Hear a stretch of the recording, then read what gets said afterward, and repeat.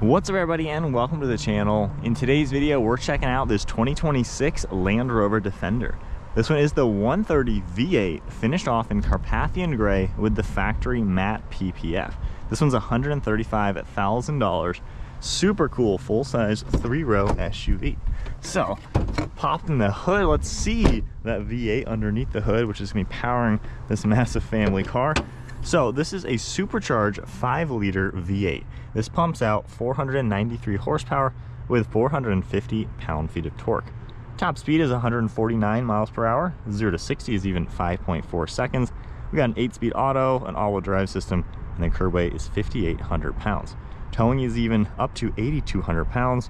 We've got a 23.8 gallon fuel tank, and you can get 14 miles per gallon in the city with 19 out on the highway. So for the styling, all the Land Rover Defenders, they basically look the same. You're gonna get the 90, which is a 2-doored one, the 110, which is a standard 4-door, and then the 130, which is the same thing, just even longer. So you got all the extra space in a 3rd-row seat. You're gonna get those really cool headlights with the LED design, the little squares, and then the square bezel.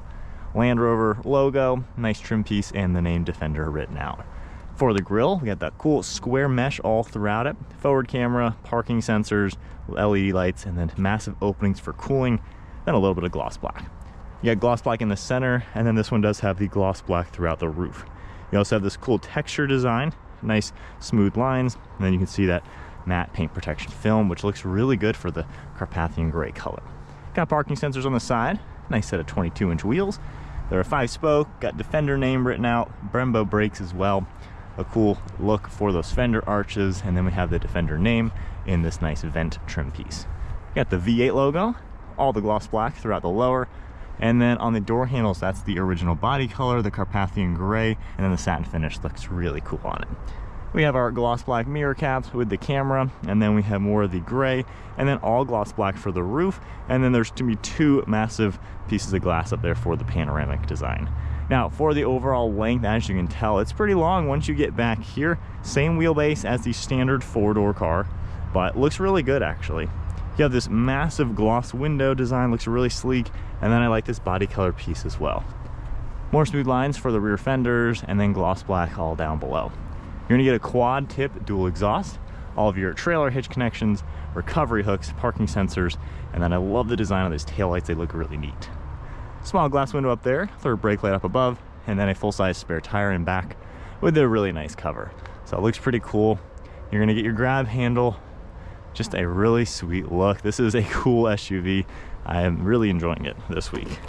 From here, we can pop open this. You got your massive door, grab handle, a little bit of storage.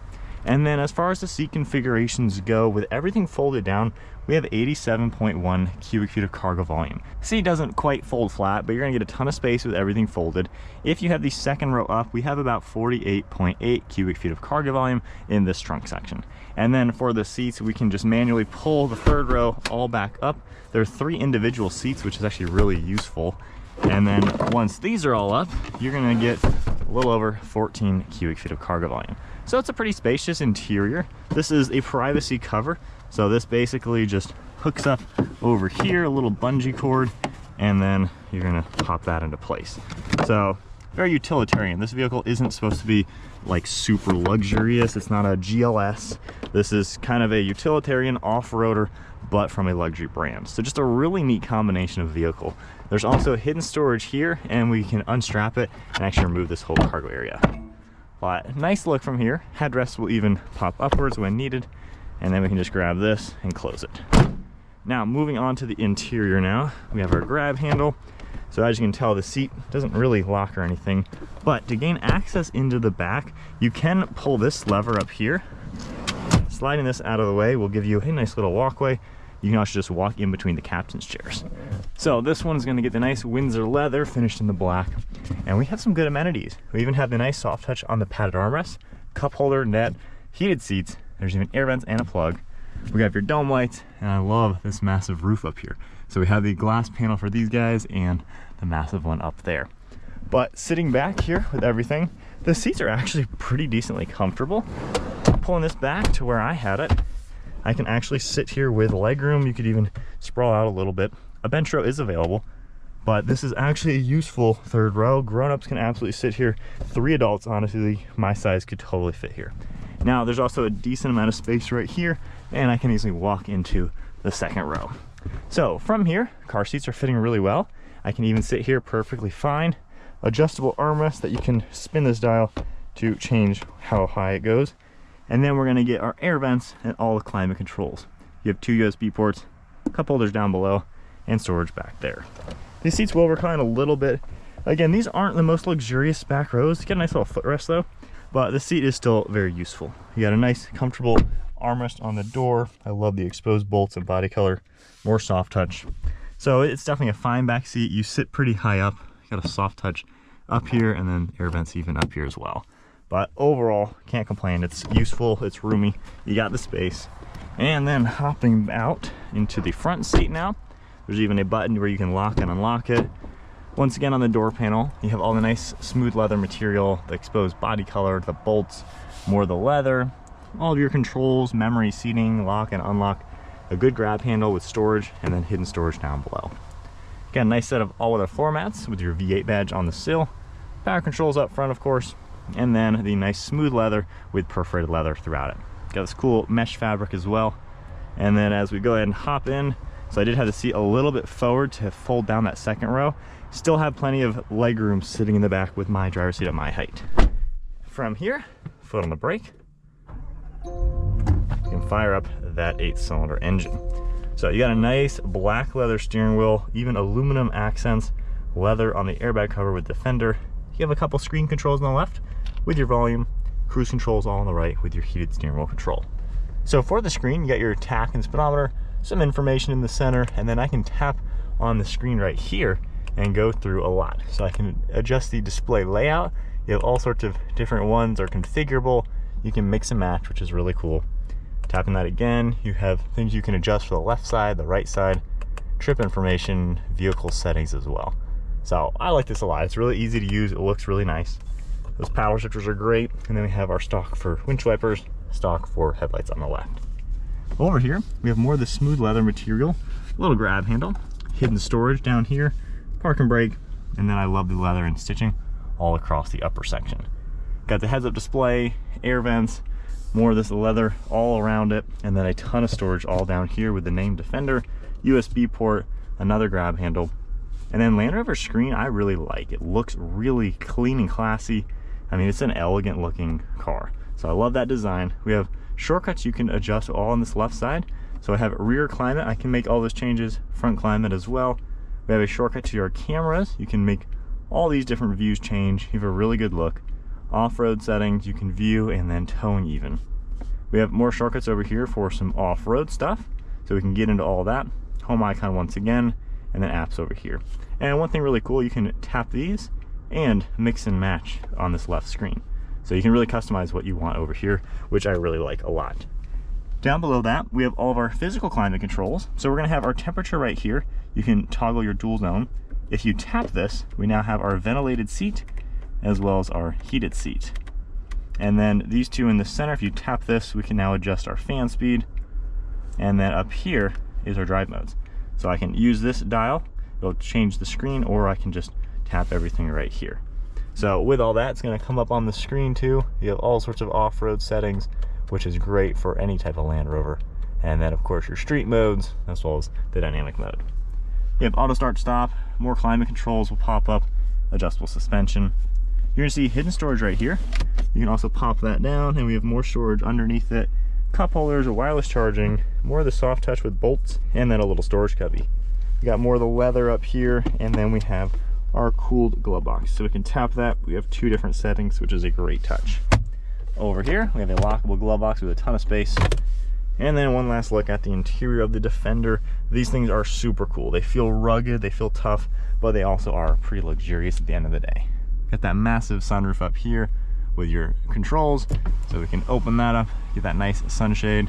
Got the soft touch material, and then for the rear view mirror, we have our nice integrated camera with garage door buttons underneath. All right, so setting off now in the Defender 130. I went ahead and put it into the auto off-road, got the cameras up, the full ride height.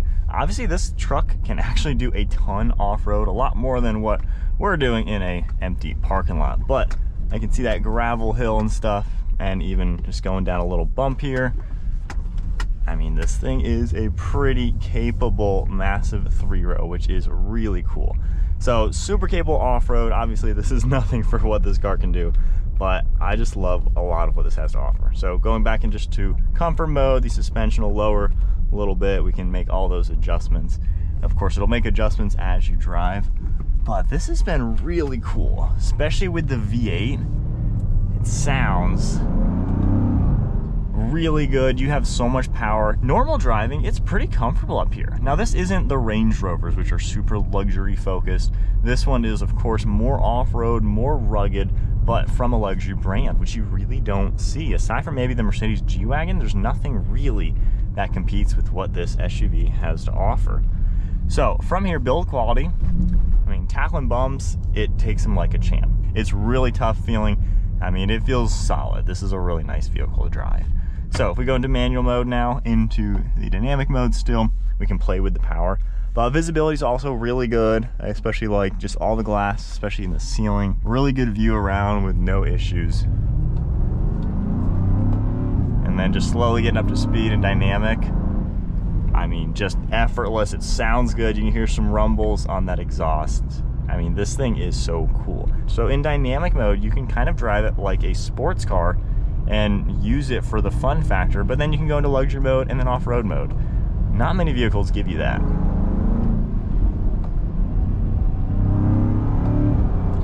Now it's still a big heavy SUV, so it's not going to corner like a sports car, but it takes the turns well. It doesn't feel out of place when you drive it harder on the streets. And then an acceleration from first gear.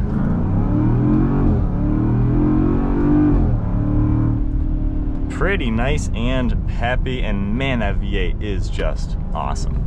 So then toning it all down, comfort mode, automatic. Again, it's comfortable and nice. The seats are really well padded. I feel really nice and up high in this SUV. The armrests are all really good too. So it's just an easy normal car to drive around town, and given it doesn't feel that wide, it's been easy to park a little bit longer, so I have used the cameras quite a lot when I park just to make sure the tail end or the front are where they need to be. I also like how you have some climate control functions, so it's been really good being able to get the backseat set up. However, with their controls, it's no issue to get that all set up. And then these dials really aren't too difficult to get used to with your dual zone temperature, just to make sure those are all good. And then toggling between stuff, it really isn't complicated. It's easy to get used to.